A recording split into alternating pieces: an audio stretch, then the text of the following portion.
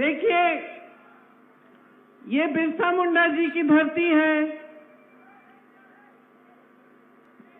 रघुनाथ महतो की धरती है, राजा जगन्नाथ धर की धरती है, सिंधो कान्हो की धरती है। ये क्रांतिकारी नेता थे। जब हमारी आजादी की लड़ाई शुरू भी नहीं हुई थी, उससे पहले ये अंग्रेजी साम्राज्य के खिलाफ लड़े और खड़े हुए। आपको गर्व होना चाहिए कि ये आपकी धरती है, जिसने ऐसे नेताओं को पैदा किया जो सदियों पहले आपके लिए, आपके अधिकारों के लिए लड़े, इतने बड़े साम्राज्य से लड़े, और जिन्होंने रास्ता दिखाया जो बाद में महात्मा गांधी, जवाहरलाल नेहरू, सरदार पटेल, सुभाष चंद्र बोस जी जैसे स्वतंत्रता सेनानियों ने पकड़ा। तो जो आधार है हमारी आजादी का, जहां हमारी राजनीति की नींव डली, वो यही थी कि अपने अधिकारों के लिए, अपनी आजादी के लिए डट के लड़ो, अपना हक मांगो, अपनी आवाज उठाओ। वो हमारी राजनीति की नींव थी और उस नींव पर ही हमारा लोकतंत्र बना। हमारा लोकतंत्र, हमारा संविधान हमारी रक्षा करता है। आपने बहुत मंचों पे सुना होगा कि तमाम नेता आते हैं, संविधान की बात करते हैं। कभी आपने सोचा होगा कि ठीक है, लेकिन इस संविधान का मेरे लिए क्या मतलब है, मेरे रोजमर्रा के जीवन में इस संविधान का क्या महत्व है? तो बात यह है कि यही संविधान आपको सारे अधिकार देता है। आपको वोट का अधिकार देता है, आवाज उठाने का अधिकार देता है, आंदोलन करने का अधिकार देता है, भोजन का अधिकार देता है, शिक्षा का अधिकार देता है, आरक्षण का अधिकार देता है, आपको बचाकर रखता है और इस लोकतंत्र को बचाकर रखता है। कल अगर लोकतंत्र ही नहीं बचेगा तो जब आपके लिए कोई संघर्ष या कोई संकट आपके जीवन में आता है, आप आवाज कैसे उठाओगे? जब आपको कुछ बदलाव चाहिए तो आप उस बदलाव को लाएंगे कैसे? आज बड़ी बड़ी समस्याएं हैं जनता के सामने। सबसे बड़ी समस्याएं महंगाई और बेरोजगारी। आप मेरे साथ सहमत है कि नहीं? क्या ये सबसे बड़ी समस्याएं हैं आज की, है कि नहीं? ये सबसे बड़ी समस्याएं हैं। आज बेरोजगारी चरम पर है। 45 सालों में इतनी बेरोजगारी नहीं रही। 70 करोड़ नौजवान इस देश में बेरोजगार हैं। और आज वो जमाना नहीं रहा बहनों और भाइयों कि हम बच्चों को बड़े करते थे, जैसे ही बड़े हो जाते थे मजदूरी में या खेती में लगा लेते थे। आज वो जमाना नहीं है। आज जो बेरोजगार नौजवान खड़ा है वो शिक्षित है, क्योंकि हर एक माँ बाप ने, हर एक परिवार ने, चाहे कितनी भी दूर दराज गांव का हो, चाहे कितने भी गरीब परिवार का हो, उन्होंने कोशिश की है कि अपना बच्चा शिक्षित बने, अपनी बेटी शिक्षित बने, ताकि अच्छा रोजगार मिले और भविष्य उज्जवल हो। ये सही बात है कि नहीं? मेरी बहनें बैठी हैं। आज आप चाहती हैं कि अपनी बच्चियां भी शिक्षित हो ताकि बड़ी होकर अपने पैरों पे खड़ी हो पाए। आज वो जमाना नहीं है कि शिक्षित नहीं करते हम अपने बच्चों को। तो आज जितनी भी जनता, जितने भी नौजवान बेरोजगार हैं, तमाम शिक्षित हैं। किसी ने बीटेक किया है, किसी ने बीएससी किया है, किसी ने एमएससी किया है, लेकिन रोजगार नहीं मिल रहा। ये बहुत बड़ी समस्या है हमारे देश के लिए, क्योंकि हमारे देश में, पूरे विश्व भर में हमारा ही एक देश है जिसमें सबसे ज्यादा नौजवान हैं। तो हमारी वर्क फोर्स भी बहुत मजबूत है। अगर इन सब नौजवानों को रोजगार मिलता तो हम मजबूती से चाइना जैसे देशों का मुकाबला कर पाते मैन्युफैक्चरिंग में और वर्कफोर्स में। आज वो परिस्थितियां नहीं है। तो ये एक सबसे बड़ी हमारी समस्या है। दूसरी सबसे बड़ी समस्या क्या है आज? महंगाई। मेरी बहनें बैठी हैं, हर चीज महंगी हो गई है। सरकार की नीतियों ने जीएसटी डाल डाल कर आपकी कमर तोड़ दी है। आप आज दुकान जाती हैं, 5 चीजें खरीदने जाती हैं, उनमें से 2 खरीद के वापस आएंगी। आज बच्चों की फीस देनी पड़ती है या कोई बीमार पड़ जाता है परिवार में, घबराहट होती है कि किस तरह से करेंगे। ऐसी समस्याएं जो पैदा हो जाती हैं गरीबी से, बेरोजगारी से, ऊपर से महंगाई भी है, किस तरह से आप सामना कर रहे हैं समझ में नहीं आता। हर चीज के लिए आपको संघर्ष करना पड़ रहा है। आप महिला हैं तो आप मजदूरी भी करेंगी, सब कुछ काम करने की कोशिश करेंगी, फिर भी आप घर आके काम करेंगी, घर में सबकी परवरिश करेंगी, सबका खाना देखेंगी, सफाई देखेंगी, सब कुछ आप देखती हैं, फिर भी आपको कोई राहत नहीं मिली है महंगाई से। आप किसान हैं तो आप खेती से कमाई नहीं कर पा रहे हैं क्योंकि हर चीज पे जीएसटी है, पेट्रोल डीजल महंगा हो चुका है, हर तरफ से संकट ही संकट है। मिडिल क्लास के हैं तो ये नहीं है कि आपका जीवन भी बड़े आराम से चल रहा है। बेरोजगारी, महंगाई का खूब इफेक्ट आपके जीवन पे भी है, आप भी आगे नहीं बढ़ पा रहे हैं।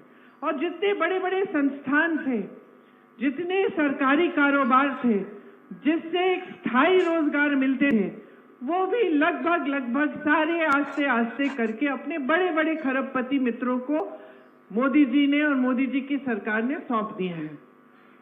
तो रोजगार आएगा कहां से? आपने अपने यहां देखा है एचईसी का, किसी ने मुझे यहां आते आते बोला इसको बचाइए।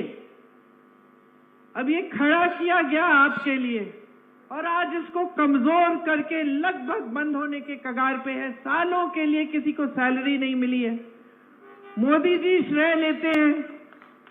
जब चंद्रयान 3 जाता है,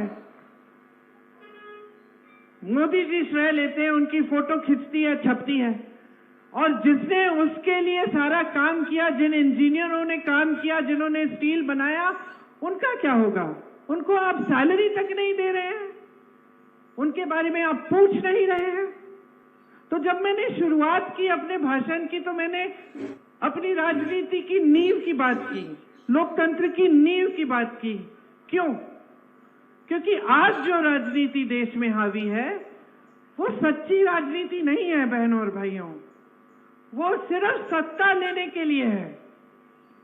और जो राजनीति इस देश में सालों के लिए चल रही थी, जिनके आपने मिसाल देखे, पंडित जवाहरलाल नेहरू ने जो जो स्थापित किया, आपके रांची में भी जितने बड़े इंस्टीट्यूट, जितनी चीजें स्थापित की, ये क्यों की? इंदिरा गांधी ने अगर देश सेवा की, देश के लिए शहीद हुई, 33 गोली खाई, देश के लिए क्यों किया? राजीव गांधी शहीद हुए, क्यों हुए?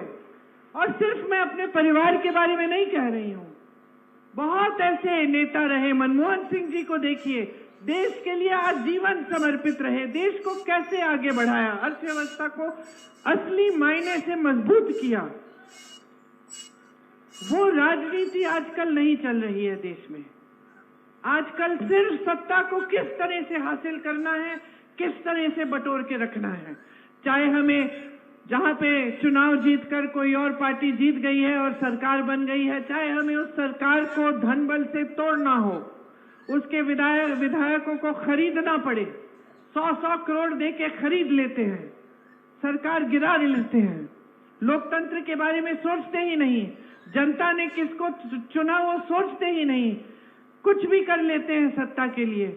चाहे फिर आपके मुख्यमंत्री की तरह मुख्यमंत्रियों को चुनाव से पहले जेल में डाल देते हैं, फर्जी मुकदमे डाल के, फर्जी बयान लेके जेल में डाल देते हैं, क्योंकि ताकि वो ठीक से लोकतंत्र के तहत चुनाव न लड़ पाए।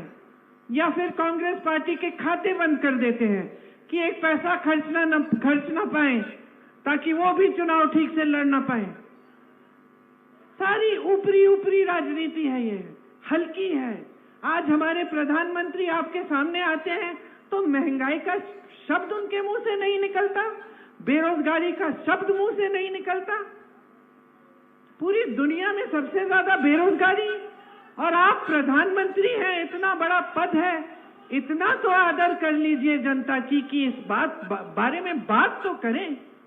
10 सालों से सरकार चला रहे हैं, क्या बातें करते हैं आपके सामने आकर कि कांग्रेस पार्टी एक्सरे मशीन लाएगी, आपके मंगलसूत्र चुराएगी। गुजरात में तो इन्होंने कह दिया कि अगर आपके 2 भैंस हैं तो कांग्रेस पार्टी आपकी 1 भैंस चुरा लेगी। तो जहां जहां मैं जाती हूँ बहनों, जहां जहां मैं जाती हूँ मैं कहती हूँ अपनी भैंस बांध दो, मैं आ गई हूँ। वो अलग बात है कि अगर मुझे खींचनी पड़े तो खींच आएगी भी नहीं मेरे साथ। तो बात यह है, हम हंस रहे हैं, लेकिन ये हंसने वाली बात नहीं है, ये दुख की बात है। ये दुख की बात है कि आज हमारे देश के जो सबसे बड़े नेता हैं वो इतना भी आदर नहीं कर रहे हैं हमारी देश की जनता की कि चुनाव के समय, जब वोट लेने का समय है, 10 साल आपकी सरकार रही है, तो कम से कम जो जो आपने किया है विकास के लिए वो गिनवा लीजिए, जो आप करने जा रहे हैं वो बता दीजिए नौजवानों को। और जो सबसे बड़े संकट है जनता के, महंगाई, बेरोजगारी, इनके बारे में बात तो करिए।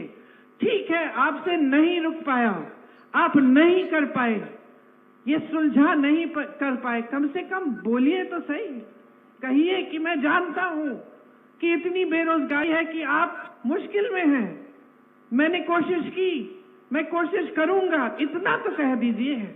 लेकिन इतना भी नहीं कहते हैं। वो भैंसों की बात कर रहे हैं, मंगलसूत्र को चुराने की बात कह रहे हैं। कभी इंटरव्यू देते हैं तो जो 10 सालों से उनकी राजनीति रही है, धर्म की राजनीति, जिस आधार पर उन्होंने हर एक भाषण दिया है और आज भी चुनाव में रोज रोज दे रहे हैं, उस पूरी राजनीति का खंडन एक इंटरव्यू में कर डालते हैं कि अगर मैं हिंदू मुसलमान की बात करता तो मैं इस देश के प्रधानमंत्री बनने के लायक नहीं होता। खुद कह रहे हैं, खुद कह रहे हैं।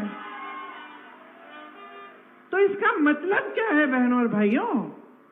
इसका मतलब है कि जो राजनीति आपने की जीवन भर, जो आपकी विचारधारा रही है, जिस आधार पर आप 2 चुनाव जीत कर आए हैं, उसका आपने खंडन कर दिया, उसको आपने एक इंटरव्यू में नकार दिया।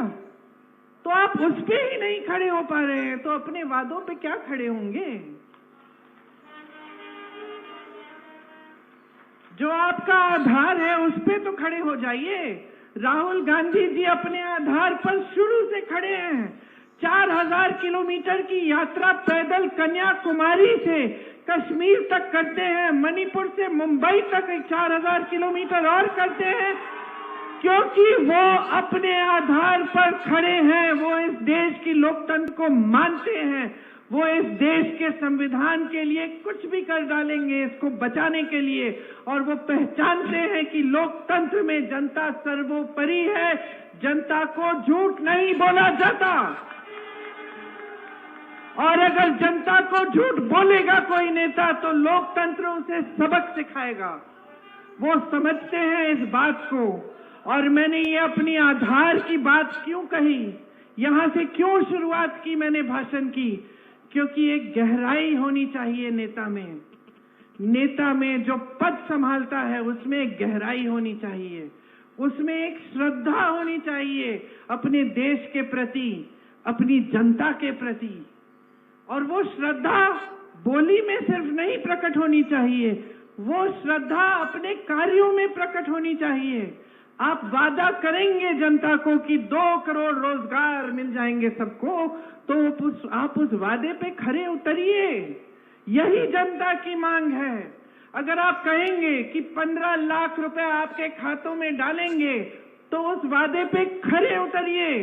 यही जनता की मांग है। जनता और कुछ नहीं चाहती। जनता चाहती है कि नेता सच्चा हो, ईमानदारी से काम करे, जनता की जो समस्याएं उसकी बात करे, उनको सुलझाए। कुछ इतना बड़ा नहीं मांग रही है जनता आपसे, लेकिन इस पर भी मोदी जी खरे नहीं उतर सकते। उनके हर वादे को देखिए, एक वादा नहीं रखा उनने। सिर्फ चुनाव आने के समय धर्म की बातें, यही मंगलसूत्र की बातें, यही भैंस चुराने वाली बातें। तो क्या है फिर हम? तो जनता क्या बेवकूफ है? आप बताइए, क्या समझते हैं ये? आप नौजवान हैं, वोट डालने जाएंगे, सुन रही हैं ध्यान से मेरी बातें। आप बताइए, आपको क्या चाहिए? आपको चाहिए एक राजनीतिक पार्टी और एक नेता जो आपकी गहराइयों को समझे, जो लोकतंत्र का आदर करे और जो दिन रात आपके लिए काम करे, आपकी समस्याओं को हल करने के लिए। यही चाहिए ना? तो जब आप संकट में हैं तो कम से कम सुनवाई होनी चाहिए। यहां देश भर के किसानों ने आंदोलन किया 2 साल पहले, आप सबको याद होगा, सबने देखा टीवी पे। दिल्ली के बाहर सारे बैठे हुए थे, लाखों किसान। दिन रात उनकी यही मांग थी कि हमारी सुनवाई हो जाए। मोदी जी, जो 3 कानून आप लाए हैं हमें नहीं चाहिए, ये हमें बर्बाद कर देंगे, आपके खरबपति मित्रों को आगे बढ़ाएंगे, हमें बर्बाद कर देंगे, ये कानून नहीं चाहिए। मोदी जी क्या अपने घर से निकले उनसे बात करने के लिए? सुनवाई हुई उनकी, 600 किसान शहीद हो गए। 6 किसानों को जीप के नीचे कुचल दिया इनके मंत्री के बेटे ने। मोदी जी ने एक लफ्ज नहीं कहा, पलक नहीं झपकाई। यही है हमारे देश के प्रधानमंत्री। चुनाव आने लगा उत्तर प्रदेश का, उस समय विधानसभा का चुनाव था। चुनाव आने लगा, वोटों की बात हो गई, भैया कानून रद्द कर दो। कानून रद्द कर दिए। तो जब कानून चुनाव के लिए रद्द हो सकते थे, तो जब 600 किसान शहीद हो रहे थे, तब क्यों नहीं किए रद्द आपने? क्योंकि गहराई नहीं है। असलियत ये है बहनों और भाइयों, शायद आपको पसंद भी ना आए ये असलियत, लेकिन गहराई नहीं है इनमें। महिलाओं की बात लीजिए, महिलाओं के लिए आरक्षण की बात की इन्होंने, संसद में पास किया 33% आरक्षण महिलाओं के लिए। मोदी जी को माले लगाए दिए गए, वो बड़े बड़े मंचों पे गए, दुनिया भर की महिलाओं को बुलाया गया कि देखिए मोदी जी ने क्या किया है। बाद में पता चलता है कि ये आरक्षण 9-10 सालों के लिए लागू ही नहीं होंगे। तो फिर क्यों किया ये सब ड्रामा, ये सब तमाशा, ये सब नाटक? किस लिए? महिलाओं पर अत्याचार होता है। हाथरस में हुआ, मैं गई थी उस लड़की के घर, उसकी चिता जलाई गई, उसके माँ बाप देख भी नहीं पाए उसे। आप सोचिए, मेरी भी बच्ची है 20 साल की, आपकी बच्चियां होंगी, कि ये परिस्थिति आ गई है कि सरकार प्रशासन मदद कर रहा है अत्याचारियों की, और एक माँ अपनी बेटी की शक्ल भी ना देख पाए चिता के जलने से पहले। उन्नाव में वही हुआ, एक लड़की को जला दिया गया। सरकार ने, प्रशासन ने किसका तरफ लिया? जिसने किया था उसके तरफ सारे खड़े थे। उस लड़की के परिवार के साथ क्या नहीं हुआ मैं क्या बताऊं आपको। मैं उसके पिताजी से मिली, उसके खेत जलाए गए थे, उसके भाइयों को पीटा गया था, उसकी भाभी को धमकाया गया था, उसकी भाभी की 9 साल बच्ची को धमकाया गया था कि तुम स्कूल जाओगी, देखना तुम्हारे साथ भी ऐसा होगा। किसी ने कुछ बोला नहीं। हमारी ओलंपिक की मेडलिस्ट ओलंपिक्स में जाकर गोल्ड मेडल लाती हैं देश के लिए, मोदी जी घर बुलाते हैं, चाय पिलाते हैं, फोटो खिंचवाते हैं, सब जगह सारी मीडिया लिखती है मोदी जी तो है, मोदी है तो मुमकिन है कि हमें गोल्ड मेडल मिला। जब वही लड़की सड़क पर उतरकर रोती है कि मेरे साथ अत्याचार हुआ है, आपके ही नेता ने किया है मोदी जी पूछते तक नहीं है उसे। रोकर उसने मुझे बताया कि दीदी मैं मेडलिस्ट हूं, मैंने सोचा मैं बैठ जाऊंगी तो कोई तो सुनवाई होगी। मैंने देश का गर्व, देश के लिए देश को मैंने गर्वित किया है। वो खुद सोच नहीं सकती थी कि उसकी भी सुनवाई नहीं होगी। आज उसी नेता के बेटे को टिकट दिया हुआ है, चुनाव लड़ रहा है। तो गहराई कहां है? गहराई कहां है? बातों में गहराई नहीं है, कर्मों में गहराई नहीं है। गहराई कहां है?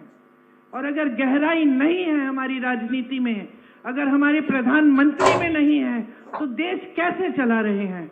मैं बताती हूं। सारा देश बड़े बड़े खरबपतियों के लिए चल रहा है। सारा देश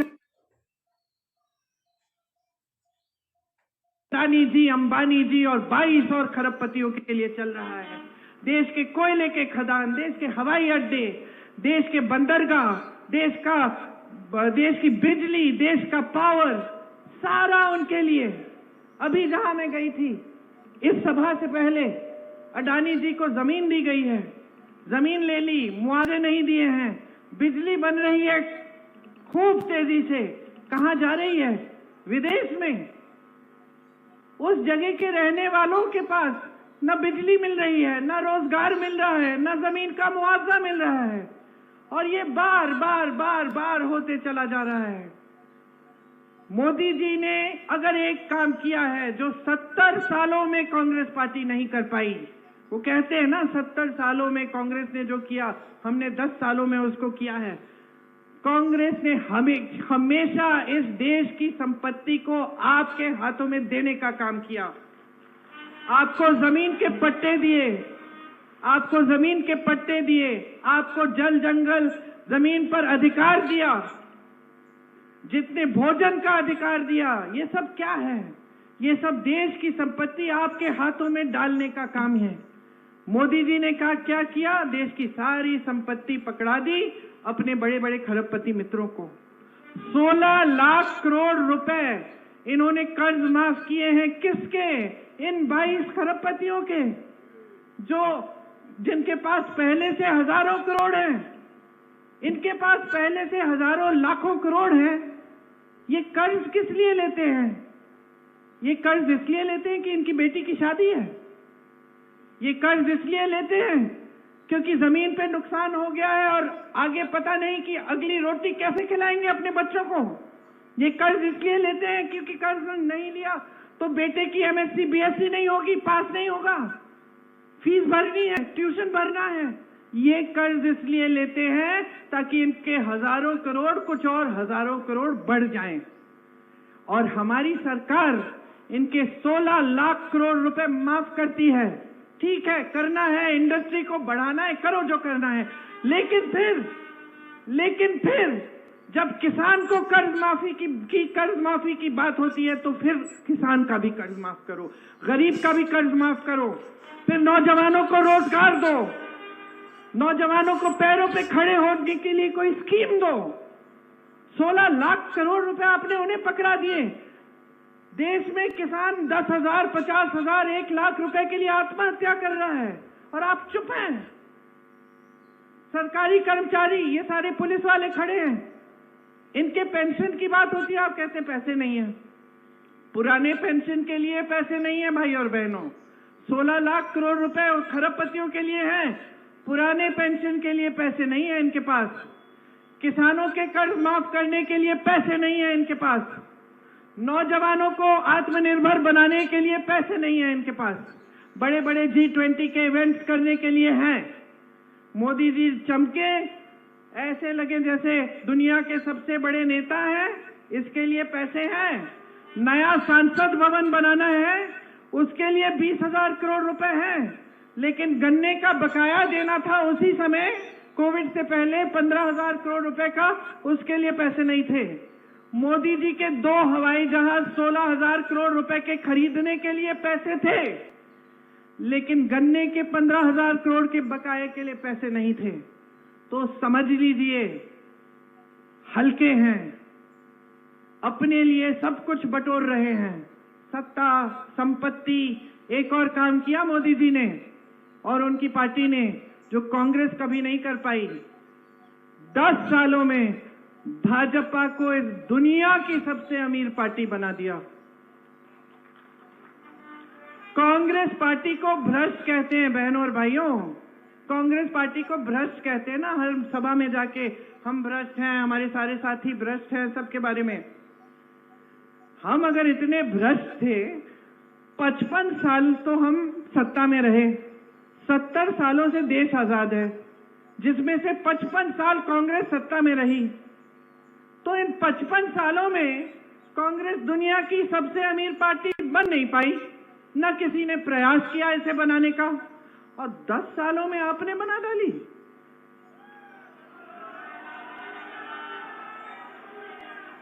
तो मैं आप सबसे पूछना चाहती हूं कि ये पैसे आए कहां से?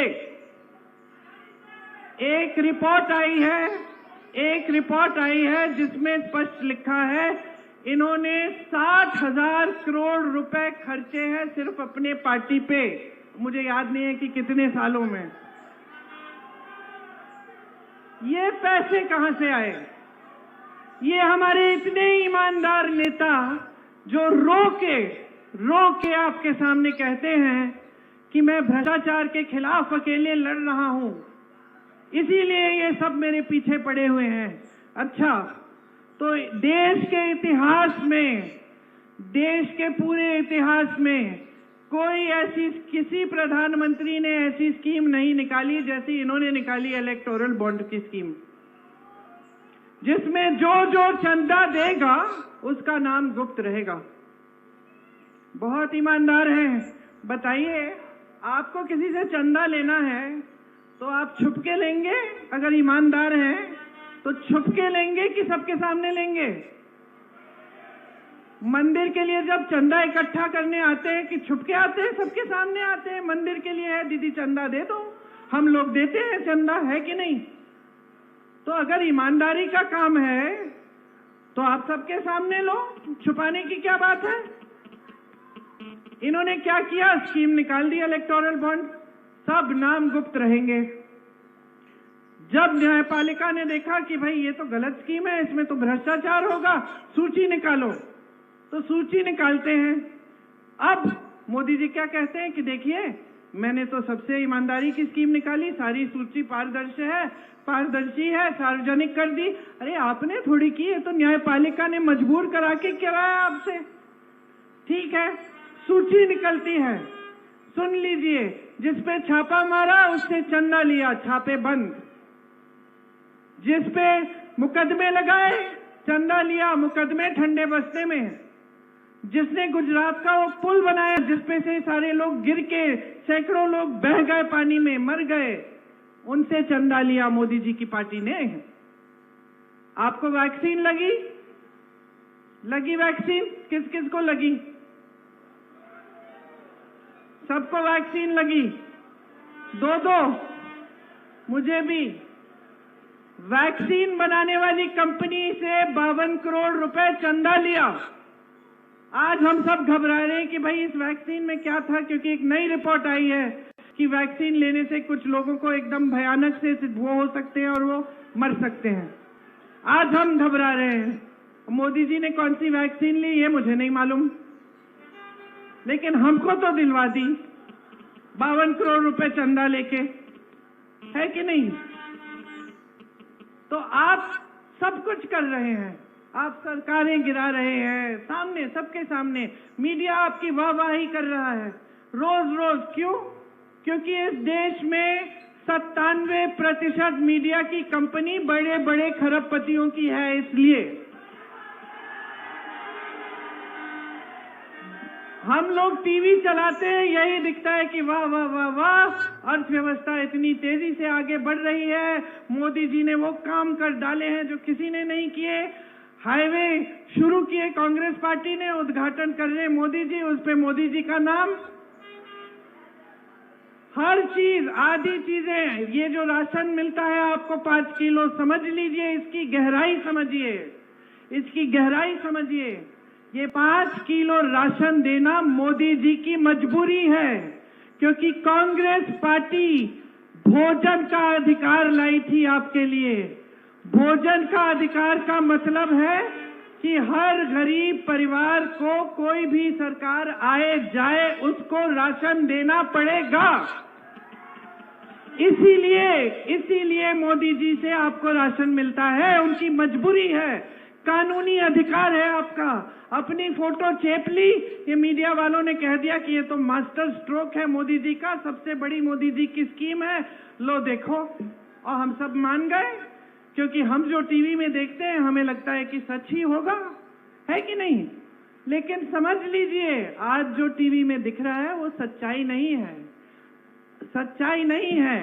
आज इस देश की सच्चाई ये है कि बड़े बड़े खरबपति, वो भी सारे नहीं 22, आगे बढ़ते चले जा रहे हैं, और इस देश का गरीब, इस देश का मिडिल क्लास, इस देश का अधिकारी, इस देश का किसान, इस देश का मजदूर, इस देश का जवान पीछे होता जा रहा है, गरीब होता जा रहा है।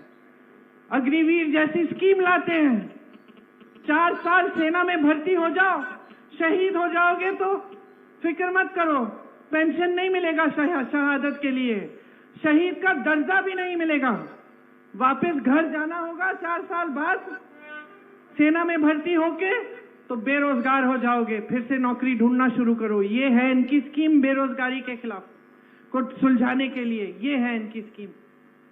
तो या तो आप गहराई में समझ लीजिए, ये देश देखिए बहुत विविध देश है। इस देश में हर धर्म, हर जाति, हर संस्कृति के लोग रहते हैं। अब चुनावी मंच पर आके सारे नेता आपको ये 3 शब्द तो बोलते होंगे जरूर, जल, जंगल, जमीन, मोदी जी भी बोलेंगे आएंगे तो, लेकिन इसका मतलब क्या है? क्या ये समझते हैं? इनकी नीतियों में दिख रहा है? नहीं दिखता। जहां मौका मिला है वहां बड़े बड़े खरबपतियों को आपकी जल, आपके जमीन और आपके जंगल सौंप दिए हैं, आपके अधिकार सौंपने जा रहे हैं, संविधान को बदलने की बात करते हैं। वही संविधान जो आपको बचा के रखता है, जो आपकी संस्कृति को बचाता है, जो आपके धर्म को बचाता है, वही संविधान बदलने चले हैं जो आपके आरक्षण को बचाता है, आपके अधिकार को बचाता है। कल को आंदोलन भी नहीं कर सकोगे आप। मैंने खुद देखा है जहां इनके प्रदेश है, उत्तर प्रदेश में देखिए, महिलाओं ने एक आंदोलन किया, अध्यापक थी वो, आंदोलन किया कि हमारा वेतन बढ़ाओ, उनको पीटा गया, उन पे रासू का कानून डाल के उनको जेल में डाल दिया कि देशद्रोही हो तुम। तो क्या ये चाहते हैं हम पूरे देश में? गहराई से जो इन चीजों को समझता है वो सिर्फ चुनाव के समय अपने मुंह से ही नहीं बोलता। अगर जल, जंगल, जमीन के प्रति आदर है, आपकी संस्कृति के प्रति आदर है, तो इंदिरा गांधी को देखिए, मैं उनकी पोती हूं। मुझे रात को जब सुलाती थी तो मुझे समझाती थी, आदिवासियों की कहानियां बताती थी, बड़े बड़े आदिवासी नेताओं के बारे में बताती थी कि कैसे ये जो हमारा मूल समाज है वो आप ही से शुरू हुआ। इंदिरा गांधी जी को देखो, जिन्होंने आपको पट्टे दिए, जिन्होंने आपको अधिकार दिए, जिन्होंने संविधान में आपके अधिकारों को मजबूत करने का काम किया। तो जब नेता गहरा होता है तो सिर्फ मंच पर खड़े होकर बोलता नहीं है, वो गहरी नीतियां बनाता है आपकी भलाई के लिए, आपको आगे बढ़ाने के लिए। तो ऐसी राजनीति चाहते हैं आप, या फिर आप ऐसी राजनीति चाहते हैं जो आप टीवी पे देखें कि सब अच्छा हो रहा है, आपके जीवन में ना उतरे, आपका जीवन वही का वही, आपकी कोई तरक्की नहीं हो रही है, आप आगे बढ़ नहीं रहे हो, आपका यहाँ HEC है, कितने संकट में है, आपको वेतन नहीं मिल रहा है, लेकिन आप किसी मीडिया वाले से पूछेंगे, सब कहेंगे कि भाई देश की तो बहुत तरक्की हो रही है, अर्थव्यवस्था तो बहुत मजबूत हो रही है, यहाँ तो सब खुशहाल हैं, आदिवासी खुशहाल हैं, किसान खुशहाल हैं। लेकिन ये सच्चाई नहीं है। सच्चाई आप जी रहे हो तो जाग जाओ। आपकी जागरूकता ही इस लोकतंत्र को बचा सकती है, आपकी जागरूकता ही इस संविधान को बचा सकती है। और आज इस देश में सबसे बड़ा आक्रमण आपकी जागरूकता पे है। मैं आपको ये नहीं कहने आई हूं कि वोट दो, मैं ये कहने आई हूं कि जागरूक बनो। अगर आज मैं आपको कांग्रेस पार्टी की गारंटी गिना दूंगी मैं बता दूंगी। और मैं आपको ये भी कह सकती हूं कि कांग्रेस पार्टी ने क्या नहीं किया इस देश में। IIM, ITI, इसरो, DRDO, आपका HEC, कुछ भी ले लीजिए, कहीं भी देखिए, बड़े बड़े हाईवे सब कांग्रेस पार्टी ने किए, सब बनाए। इन्होंने कितने IIT बनाए, कितने IIM बनाए, कितने बनाए, जो कितने एम्स बनाए? तो मैं आपको अभी गिनाऊंगी कि हमारे गारंटी क्या है। मैं आपको इसका प्रमाण भी देती हूं कि ये हमारी गारंटी है और हमने इन प्रदेशों में इनको लागू किया है, ताकि आप देखें, जागरूक बने। मैं कह रही हूं, राजस्थान में 25 लाख का हमने हेल्थ इंश्योरेंस दिया, स्वास्थ्य बीमा, 25 लाख तक सबका इलाज मुफ्त था। पता करिए, सच बोल रही है कि नहीं? फोन लगाइए किसी को राजस्थान में, पता करिए ये सच है कि वहां पे जो कांग्रेस की सरकार थी उन्होंने ऐसा किया। कर्नाटका में महिलाओं के खाते में 2000 रुपए हर महीने जा रहे हैं। फोन करके पता करिए, कर्नाटका में कोई साथी है, पता करिए क्या ये प्रियंका गांधी जो बोल के गई है वो सच है कि नहीं है। जब पता चलेगा कि हाँ ये वाकई सच है तो अपना वोट दीजिए। हमारी गारंटी ये है, सुन लीजिए। नौजवानों के लिए, जो स्नातक पास नौजवान हैं, उनके लिए जो पहली नौकरी है बड़े बड़े सरकारी कारोबारों में, वो मिलेगी। 1 लाख रुपए सालाना बनेंगे। आप अपना हुनर बनाओगे, हुनर बनाने के बाद पहली नौकरी मिलेगी, हुनर बनाओगे, उसके बाद स्थायी नौकरी मिलेगी। तो ये जो पहले साल की जो सालाना 1 लाख रुपए आप बनाओगे उस पहली नौकरी का, वो गारंटी है। दूसरा, आपकी आप जो लोन लेते हैं शिक्षा के लिए, सारे शिक्षा के लोन माफ करेंगे। पेपर लीक होते हैं, परेशान हैं आप इस समस्या से। पेपर लीक के लिए हम सख्त से सख्त कानून लाएंगे, ताकि कोई भी इसमें घोटाला करने की कोशिश करे या पेपर लीक करे, उस पर सख्त कार्रवाई होगी। मोदी जी के देश में, मोदी जी के भारत में 30 लाख पद खाली हैं आज, उनकी सरकार ने रखे हैं। आप बेरोजगार हो, पद खाली पड़ा है आपके लिए, लेकिन दिया नहीं है आपको। ये है मोदी जी का विकास। हम कह रहे हैं कि ये 30 लाख पद हम भरेंगे जैसे ही हमारी सरकार बनेगी। किसानों के लिए हम कह रहे हैं कि जितने भी खेती के सामान हैं उन पे GST हटा देंगे ताकि वो सस्ते हो जाएं।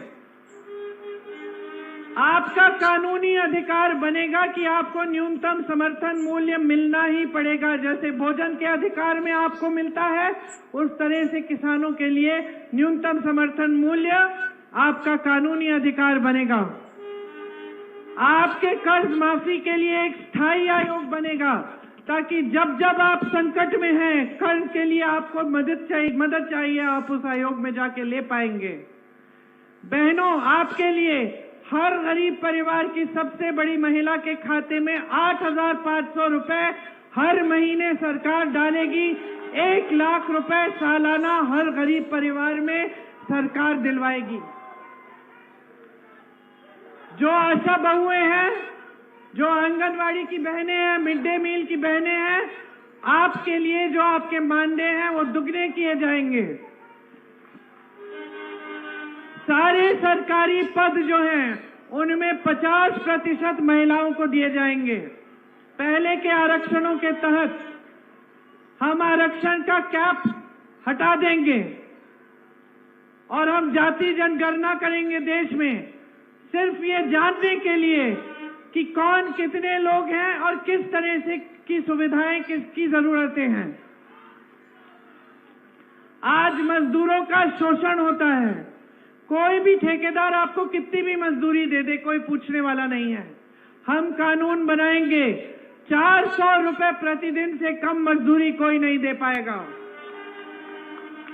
हम गांव में मनरेगा लाए थे, गांव में हमने ये 100 दिन का पक्का रोजगार हमने तय किया था, कानून बनाया था। इसी तरह से हम शहर में भी यही कानून लाएंगे, शहरी मनरेगा बनाएंगे और गांव के मनरेगा को मजबूत करेंगे।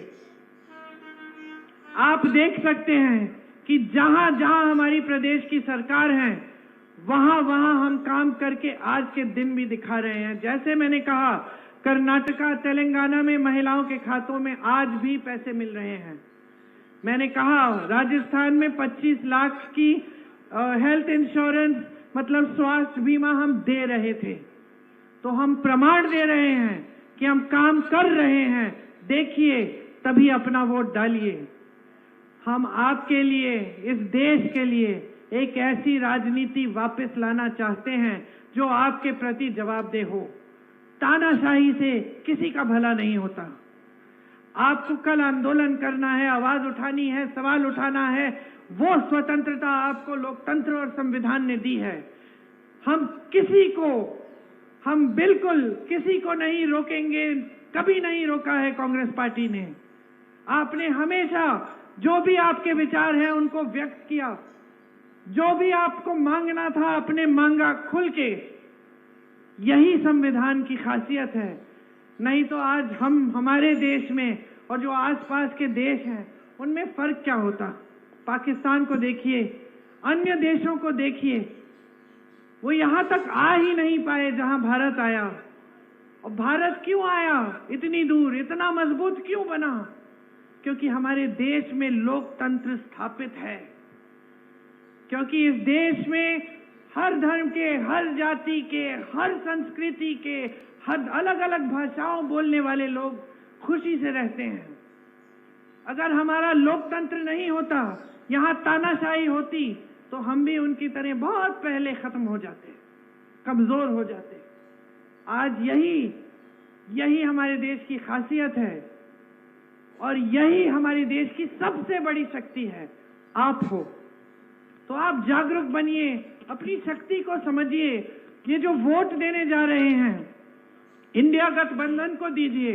हम सब इकट्ठे क्यों लड़ रहे हैं? हम इकट्ठे इसलिए लड़ रहे हैं क्योंकि हमें दिख रहा है कि हमारा लोकतंत्र, हमारा संविधान खतरे में है। इसलिए अनेक पार्टियां इकट्ठी हुई हैं अपने देश को बचाने के लिए, अपने लोकतंत्र को बचाने के लिए। तो आप भी जागरूक हो जाइए, इंडिया गठबंधन को जिताइए, कांग्रेस पार्टी के प्रत्याशी को जिताइए। क्योंकि अंत में ये देश आपका है, ये जिम्मेदारी आपकी बनती है।